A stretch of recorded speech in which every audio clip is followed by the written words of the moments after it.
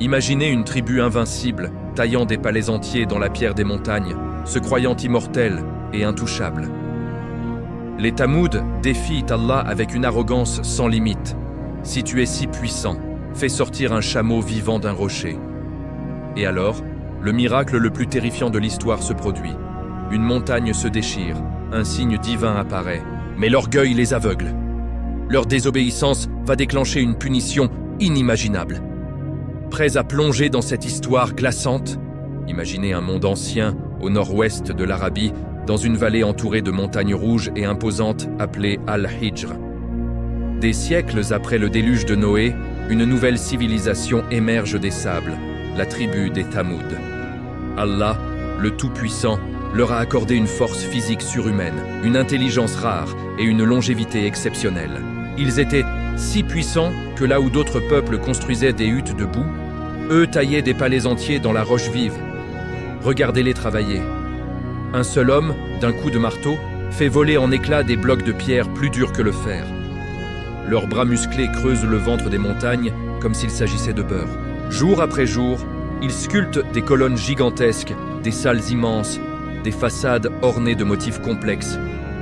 Bientôt, des villes entières sortent de la pierre, des demeures à plusieurs étages, des citadelles inexpugnables, des jardins suspendus, irrigués par des sources jaillissant miraculeusement des rochers. De l'extérieur, on dirait que les montagnes ont été modelées par des mains divines, tant la précision est parfaite. Les portes sont si hautes qu'un chameau chargé passe sans baisser la tête. Les fenêtres percent la roche comme des yeux vigilants. À l'intérieur, l'air reste frais, même sous le soleil brûlant du désert. Ils ont tout. Des vergers regorgeant de dattes, de figues et de grenades. Des fontaines d'eau pure qui coulent sans jamais tarir. Des troupeaux innombrables qui paissent dans des vallées verdoyantes.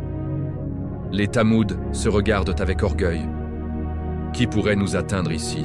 se disent-ils. « Ces montagnes sont nos forteresses éternelles. Aucune armée ne peut escalader ces parois.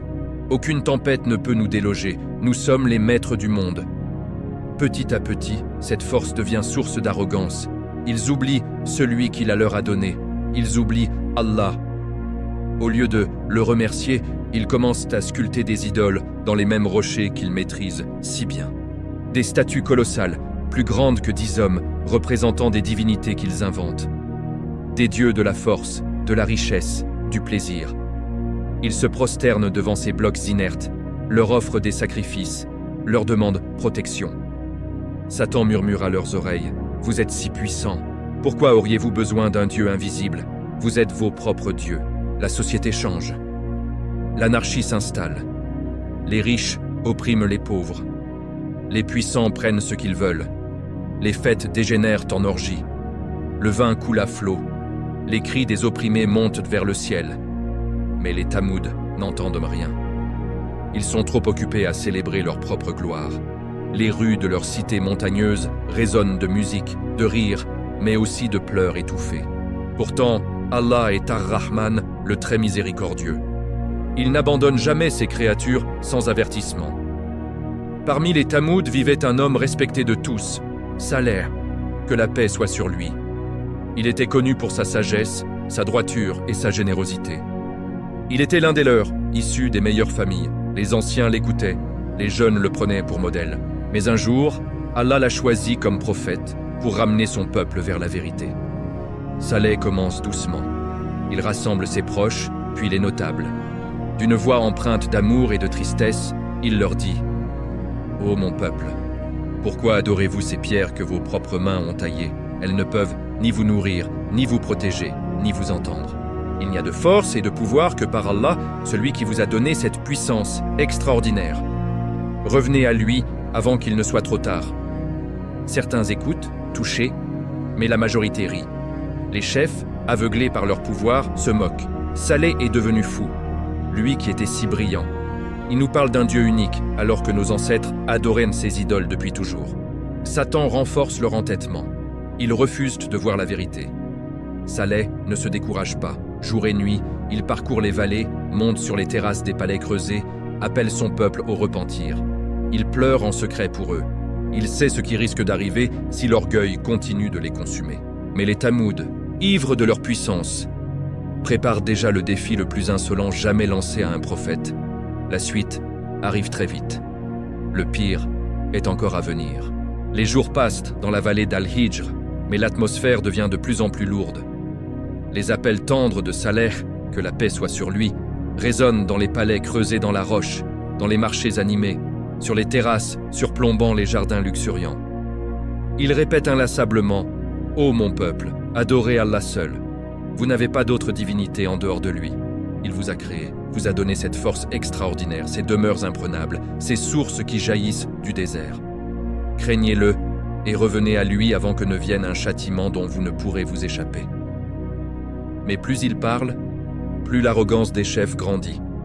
Les notables de Thamud, assis sur des tapis de soie dans leur salle au plafond sculpté, se moquent ouvertement. « Saleh était le meilleur d'entre nous, disent-ils. Nous attendions de lui qu'il devienne notre roi.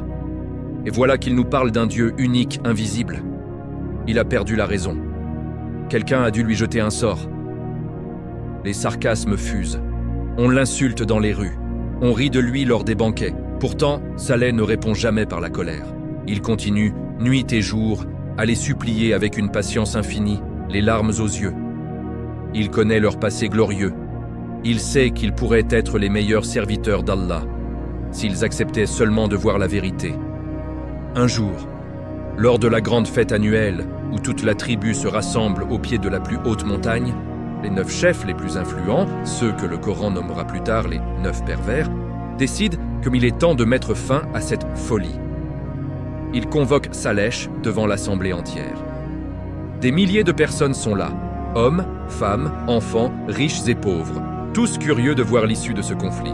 Le chef le plus respecté, un homme imposant à la barbe noire, se lève et déclare d'une voix tonitruante « Ô Saleh, tu prétends être envoyé par un seigneur des mondes. Tu nous rebats les oreilles avec tes avertissements. Si tu es vraiment prophète, prouve-le. Fais-nous un signe clair, quelque chose que nous choisirons nous-mêmes. Si tu réussis, nous croirons tous en ton Dieu. » Saleh, calme et serein, répond. « Dites-moi ce que vous voulez. Mon Seigneur est capable de toutes choses. » Un silence lourd tombe sur l'assemblée.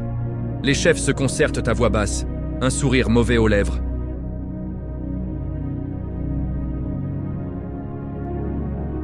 Enfin, le plus rusé d'entre eux pointe du doigt une immense montagne rouge, parfaitement lisse et solide, appelée Al-Katiba. « Écoute bien, Saleh, dit-il. Si ton Dieu est si puissant, ordonne-lui de fendre cette montagne en deux. Et de cette fente doit sortir une chamelle. Pas n'importe quelle chamelle. Elle doit être enceinte de 10 mois, énorme, d'une beauté jamais vue, avec un pelage roux doré brillant. Et elle doit être vivante, marcher devant nous et mettre bas immédiatement son petit. »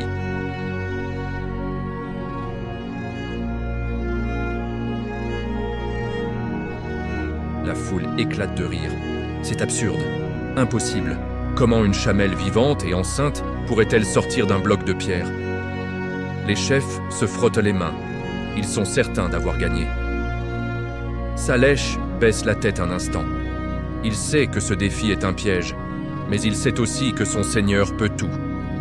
Il relève les yeux, fixe l'assemblée et demande d'une voix ferme « Si Allah répond à votre demande et vous donne exactement ce que vous avez décrit, tiendrez-vous parole ?»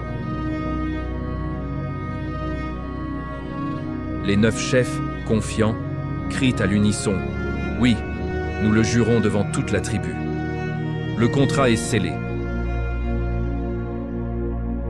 Le matin venu, la vallée entière est noire de monde. Des milliers de Thamud se pressent autour de la montagne Al-Katiba. Les chefs sont au premier rang, un sourire narquois sur les lèvres. Saleh arrive seul, vêtu simplement, le visage illuminé par la foi. Il fait ses ablutions avec l'eau claire d'une source.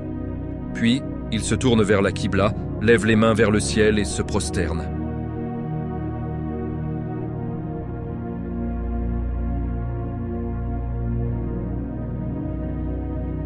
Toi qui as créé les cieux et la terre, toi qui as fait sortir l'eau du rocher pour Moïse, toi qui as ressuscité les morts pour Jésus, montre à mon peuple ta puissance. Ils te défient par orgueil. Accorde-leur ce signe qu'ils ont demandé, non pour leur plaisir, mais afin qu'ils reconnaissent ta grandeur et se repentent avant qu'il ne soit trop tard. Même les moqueurs retiennent leur souffle.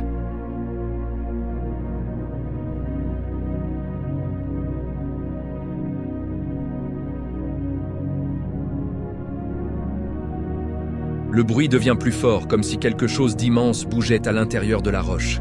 Des fissures apparaissent sur la surface lisse d'Al-Katiba. La pierre, dure comme le diamant, commence à craquer avec un bruit assourdissant. Puis, sous les yeux écarquillés de dizaines de milliers de témoins, la montagne se fend en deux avec un fracas terrifiant. Une lumière aveuglante jaillit de la crevasse, et lentement, majestueusement, une chamelle géante en sort.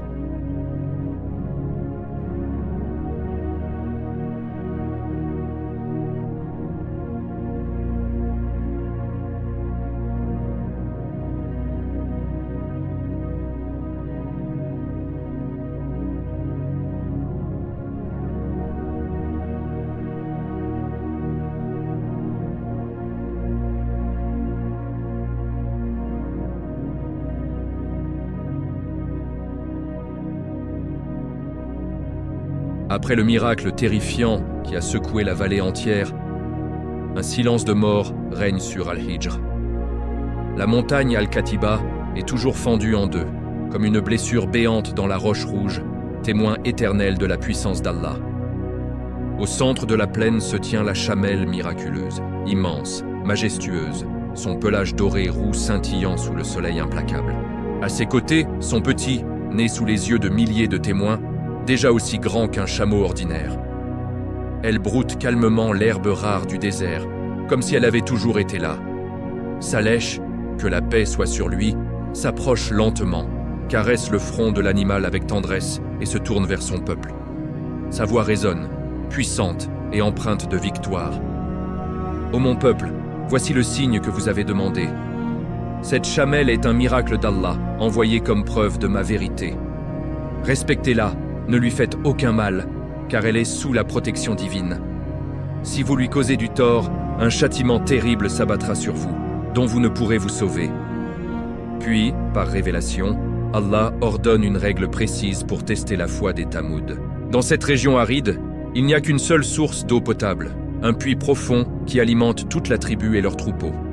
Saleh annonce « Cette chamelle boira à ce puits un jour sur deux. Ce jour-là, aucun de vos animaux ne s'en approchera. L'eau lui appartiendra entièrement. Le lendemain, elle ne boira pas, et vous pourrez utiliser le puits librement pour vous et vos bêtes. C'est l'ordre d'Allah. Acceptez ce partage, car c'est un test pour vos cœurs. Les jours suivants sont extraordinaires. Le jour réservé à la chamelle, elle s'approche du puits, boit lentement et vide entièrement la source jusqu'à la dernière goutte. Les Tamouds regardent, stupéfaits. Comment une seule créature peut-elle absorber tant d'eau? Pourtant, le soir même, quand elle se tient debout, les pattes écartées au-dessus d'un grand bassin creusé dans la roche, son lait jaillit en abondance. Un lait épais, doux, béni, si abondant qu'il remplit des centaines de récipients. Toute la tribu peut en boire, en donner à ses enfants, en remplir des outres pour les jours suivants. Jamais ils n'avaient vu une telle bénédiction. Pas une famille ne manque de lait, et il en reste toujours. Les pauvres, les opprimés, ceux dont le cœur n'était pas encore complètement aveuglé, se réjouissent. Ils disent « Voyez la miséricorde d'Allah. Il nous teste, mais il nous donne en échange une richesse infinie. » Beaucoup se convertissent définitivement, abandonnent leurs idoles et suivent Saleh. Mais pour les 9 chefs pervers et leurs partisans, c'est insupportable. Chaque apparition de la chamelle leur rappelle leur humiliation. Quand elle traverse les rues étroites de la cité montagneuse, les gens s'écartent avec respect, bloquant parfois le passage des caravanes des riches. Quand elle passe près des troupeaux, les autres chameaux s'enfuient, effrayés par sa majesté divine. Les notables grincent des dents. « Cette bête est devenue le maître ici. Tant qu'elle vivra, nous devrons baisser la tête devant Saleh et son Dieu. » La jalousie ronge leur cœur comme un feu. Ils se réunissent en secret, la nuit, dans des grottes cachées au fond des vallées. Satan leur souffle des plans diaboliques. « Pourquoi supporter cela plus longtemps ?» disent-ils. « Un jour sur deux, nos troupeaux ont soif pendant que cette chamelle boit tout. Tuons-la. Une fois morte, plus personne ne parlera de miracle, et Saleh perdra tout crédit. » 2 femmes influentes et malveillantes, connues pour leur beauté et leur richesse, mais aussi pour leur haine de la vérité, attisent la haine. Elles promettent leur bien à quiconque osera commettre l'acte.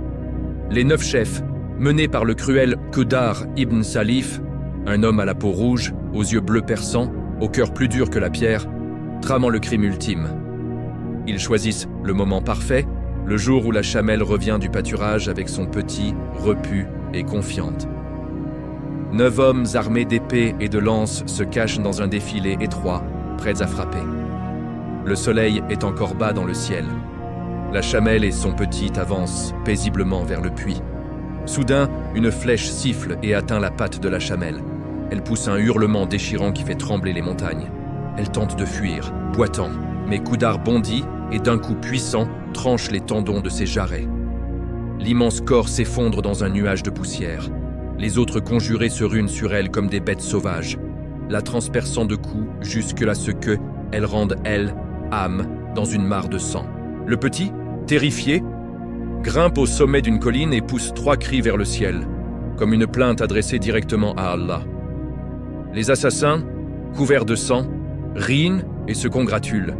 Ils découpent même la carcasse pour partager la viande, défiant ouvertement le ciel. Saleh arrive sur les lieux, le cœur brisé. En voyant le corps mutilé de la chamelle divine, des larmes coulent sur son visage. Il comprend que le point de non-retour est franchi. D'une voix grave, il lance l'ultimatum final. Profitez de vos maisons pendant 3 jours encore. C'est une promesse irrévocable. Après cela, le châtiment viendra. Les mécréants éclatent de rire. 3 jours? Nous allons te tuer avant, Saleh. Mais ils ignorent que quand Allah protège son prophète, aucun complot humain ne peut aboutir. Le prochain chapitre va vous faire frissonner. Les 3 jours fatidiques et les signes terrifiants qui annoncent la fin. Le sang de la chamelle divine haine n'a pas encore séché sur le sable que l'aime l'arrogance des Tamouds atteint son paroxysme. Les 9 criminels, menés par Qudar ibn Salif, reviennent triomphants dans la cité, les mains encore rouges, brandissant des morceaux de viande comme des trophées. Ils provoquent ouvertement Saleh, que la paix soit sur lui, devant la foule.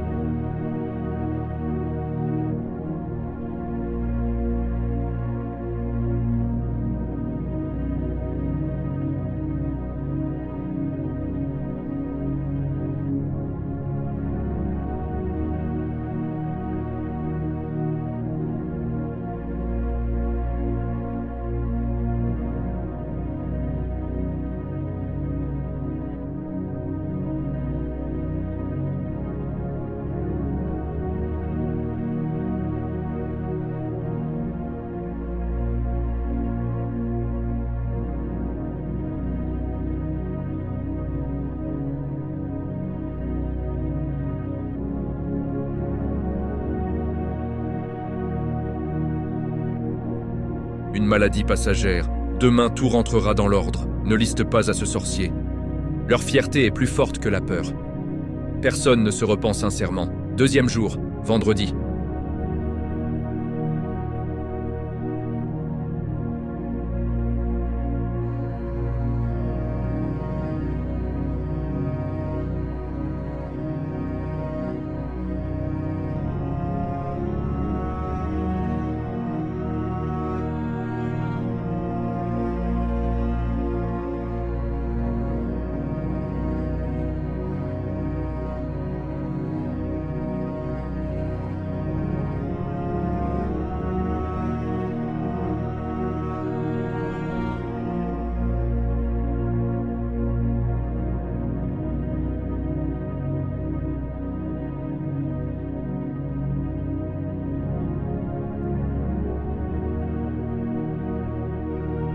Ils ressemblent à des cadavres vivants. Le silence tombe sur la cité. Plus de musique, plus de rires, plus de marchés animés. Seulement des gémissements étouffés et le bruit des pioches creusant frénétiquement des tombes.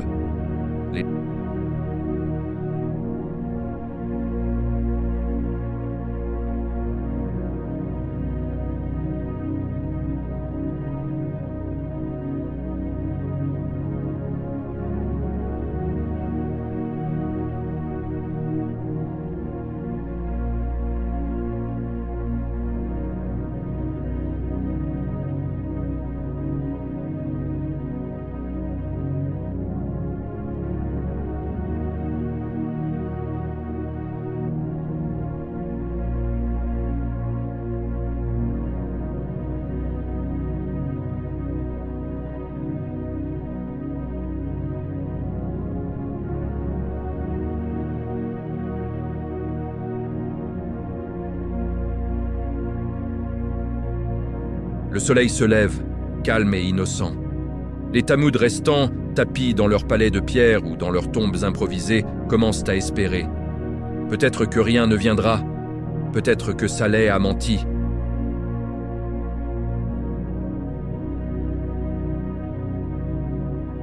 Un cri inimaginable déchire le ciel, le cri de l'ange Jibril, que la paix soit sur lui, un son si puissant, si terrifiant, qu'il pénètre directement dans les cœurs et les fait exploser dans les poitrices. Au même moment, un tremblement de terre apocalyptique secoue la terre depuis ses fondations. Les palais taillés dans les montagnes s'effondrent comme des châteaux de sable. Les colonnes millénaires se brisent. Les plafonds s'écrasent sur les habitants. Ceux qui avaient fui dehors sont projetés au sol, les os rompus. En un instant, toute la nation tamude, des dizaines de milliers de âmes, meurent dans la position où elles se trouvaient. Certains assis, d'autres debout, d'autres déjà couchés dans leur tombe. Le silence revient, un silence absolu.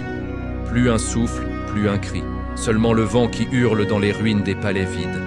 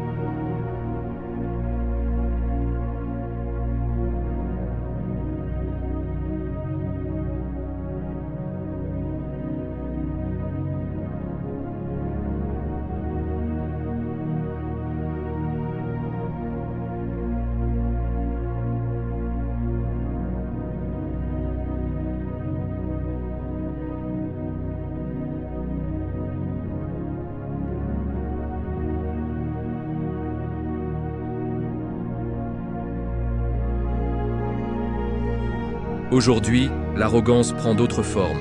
L'arrogance de la richesse, du savoir, du pouvoir, de la beauté, de la jeunesse. On voit des gens défier ouvertement Allah, par leurs lois contraires à sa religion, par leur mode de vie, par leurs paroles. On voit des nations entières s'éloigner de la vérité, se moquer des croyants, légaliser ce qu'Allah a interdit. Mais le Coran nous avertit.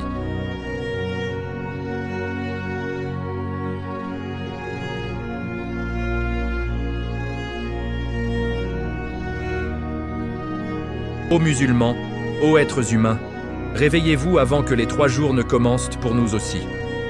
Le vrai salut n'est pas dans les forteresses de pierre ou d'acier.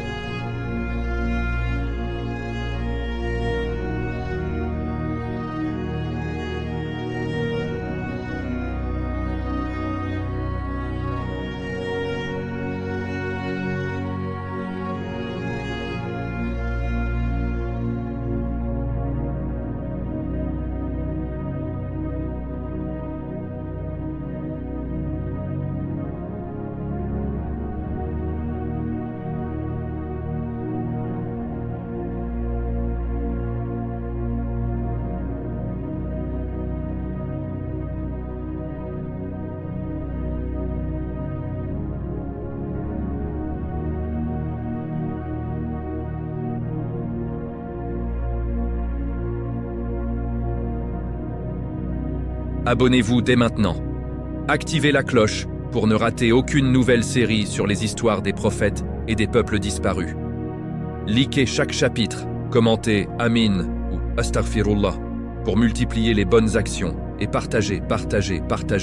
Qu'Allah vous récompense abondamment et vous préserve de tout châtiment. La prochaine série arrive très bientôt, Inch'Allah. Une histoire encore plus intense et poignante. À très bientôt et qu'Allah vous garde dans sa miséricorde.